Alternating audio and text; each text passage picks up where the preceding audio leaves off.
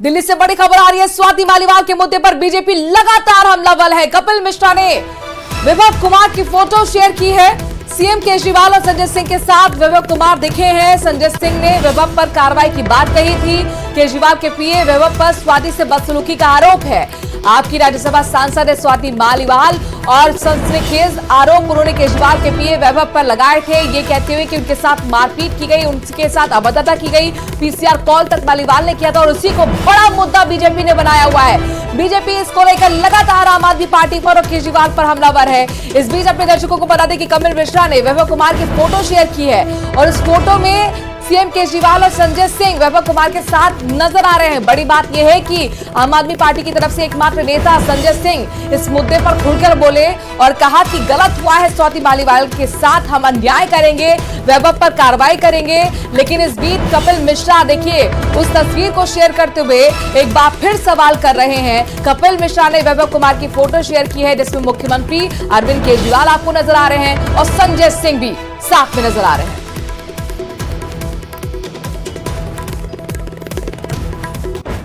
वहीं दिल्ली बीजेपी के अध्यक्ष वीरेंद्र सचदेवा ने भी स्वाति मालीवाल के मुद्दे पर अरविंद केजरीवाल पर जमकर निशाना साधा है। वीरेंद्र सचदेवा ने आरोप लगाया कि 2 दिन पहले ही संजय सिंह ने कहा कि इस घटना में विभव का हाथ है और अरविंद केजरीवाल संज्ञान लेंगे, लेकिन अरविंद केजरीवाल तो उन्हें बाहों में लेकर घूम रहे। इसी तस्वीर को लेकर लगातार बीजेपी केजरीवाल पर हमलावर है, आम आदमी पार्टी पर हमलावर है। मुख्यमंत्री आवास के अंदर उनके साथ अभद्रता की गई और हम संज्ञान लेंगे। अरविंद केजरीवाल विभव से नाराज हैं, लेकिन कल रात की ये फोटो देखिए, लखनऊ एयरपोर्ट पर संजय सिंह भी हैं, अरविंद केजरीवाल भी हैं और विभव भी है। मतलब वही झूठ, मक्कारी और धोखा जो आम आदमी पार्टी के चरित्र में है वो इस बार फिर दिखाई देता है। जब जब महिलाओं के सम्मान की बात हुई है, जब जब महिलाओं के आत्मसम्मान की बात हुई है, अरविंद केजरीवाल और उनकी पार्टी का चरित्र खोखला नजर आता है। स्वाति मालीवाल के साथ जो दुर्घटना हुई ये पहली नहीं है।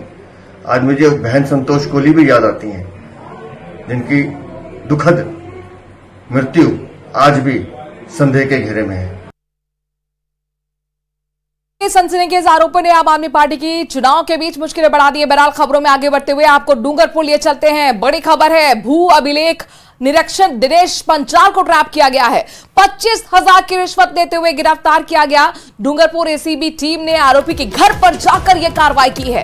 कृषि भूमि का अलग अलग नाम से नामांतरण खोलने के एवज में घूस मांगी गई थी और बड़ी बात यह है कि देखिए आरोपी के घर पर जाकर डूंगरपुर एसीबी ने बड़ा एक्शन लिया, बड़ी कार्रवाई की। 25,000 की रिश्वत देते हुए रंगे हाथों भू अभिलेख निरीक्षक दिनेश पंचाल को ट्रैप किया गया है।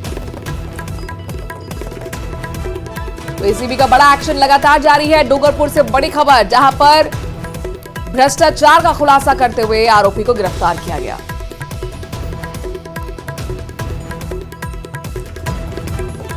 बढ़ते आगे, न्यूज एजेंसी को दिए इंटरव्यू में अमित शाह ने अरविंद केजरीवाल को मिली अंतरिम जमानत पर अपनी बात रखी है। कहा कि दिल्ली के मुख्यमंत्री अरविंद केजरीवाल को दी गई अंतरिम जमानत एक नियमित फैसला नहीं था। उन्होंने दावा किया है कि कई लोगों का मानना है कि अरविंद केजरीवाल को स्पेशल ट्रीटमेंट दिया गया है।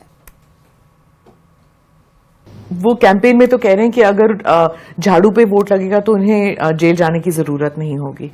देखिए, तो मैं तो मानता हूं कि सुप्रीम कोर्ट का स्पष्ट रूप से कंटेम्प्ट है। इनका कहने का मतलब है जो विजयी होता है सुप्रीम कोर्ट उनको दोषी होने के बावजूद भी जेल नहीं भेजती।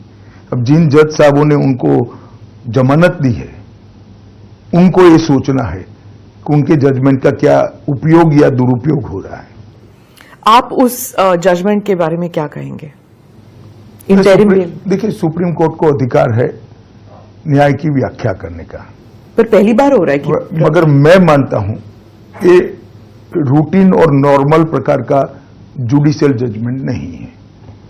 काफी लोग देश में मानते हैं कि स्पेशल ट्रीटमेंट दिया गया है। जो उत्तर प्रदेश में इंडिया अलायंस में एक नई जान आ गई है जब से केजरीवाल आए हैं, उनका नैरेटिव थोड़ा अग्रेसिव हो गया है, क्या ये आप मानते हैं? अभी तो वो कोई अलग इश्यू में ही फंसे हैं, थोड़ा इनको फ्री हो जाने दीजिए, बाद में देखो क्या होता है। पर वो जिस इशू में फंसे हैं वो राज्यसभा की मेंबर हैं स्वाति देखिए, जी। मैं इस पर टिप्पणी करना नहीं चाहता। अगर कोई पुलिस को कंप्लेन करता है तो पुलिस उसका संज्ञान देगी, मगर मैं इतना ही कहता हूं कि अभी उनको बेचारे को जिस इश्यू में फंसे इससे निपटारा लाने दीजिए, काहे को ये सब में उलझाती है। और देखिए, अमित शाह ने सीए लागू किया था और सीए के तहत पहली बार 14 लोगों को नागरिकता भी मिल गई है।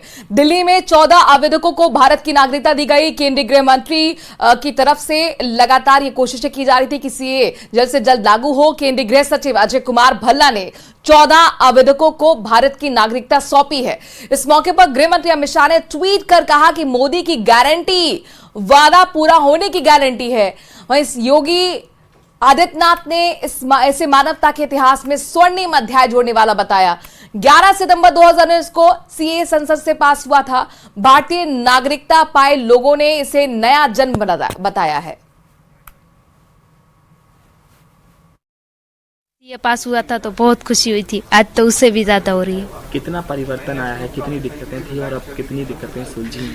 वहाँ तो बहुत दिक्कतें थी। पाकिस्तान में हमें बहुत दिक्कतें थी। मतलब हम लड़कियां वहाँ पढ़ नहीं पाती थी और घर से बाहर नहीं निकल पाती थी। ड्रीम कम ट्रू वाली फीलिंग है। मतलब दिल बहुत खुश है कि नया जन्म हो गया, लाइक नया बॉर्न हो गया। मतलब कि बहुत खुशी है इस चीज़ की कि नागरिकता मिली है हमें सर। तो जो लोग सीए पर सवाल उठाते हैं, ये खबर जाहिर तौर पर बताती है कि सीए इन लोगों के लिए कितने मायने रखता है। बहरहाल खबरों में आगे बढ़ते हैं। ममता बनर्जी की बात करते हैं। बड़ा बयान गठबंधन को लेकर दिया गया है। इंडी की सरकार बनी तो बाहर से समर्थन देंगे। लेफ्ट और कांग्रेस गठबंधन को असली मत समझिए। बंगाल में बीजेपी के साथ है लेफ्ट और कांग्रेस, ममता बनर्जी कह रही हैं। तो इंडी गठबंधन को लेकर बहुत बड़ा बयान ममता बनर्जी का। सरकार बनी तो बाहर से समर्थन देंगे, ममता बनर्जी कह रही हैं। साथ ही ये भी कह रही हैं कि लेफ्ट और कांग्रेस गठबंधन को असली मत समझिए। बंगाल में बीजेपी के साथ लेफ्ट और कांग्रेस है। हालांकि अपने दर्शकों को बता दें कि पश्चिम बंगाल में बीजेपी अलग है, लेफ्ट अलग है और कांग्रेस अलग है, लेकिन इन सबके बीच में ममता कह रही है कि बीजेपी के साथ लेफ्ट और कांग्रेस है। ইন্ডিয়া জোট এখানকার বাংলা সিপিএম কংগ্রেসকে ধরবেন না, ও দুটো আমাদের সাথে নেই, ও দুটো বিজেপির সাথে আছে। ইন্ডিয়া জোটকে নেতৃত্ব দিয়ে বাইরে থেকে সব রকম সাহায্য করে আমরা সরকার গঠন করে দেব, যাতে বাংলায় আমার মা বোনদের কোনোদিন অসুবিধে না হয়, আমার 100 দিনের কাজে কোনোদিন অসুবিধে না হয়।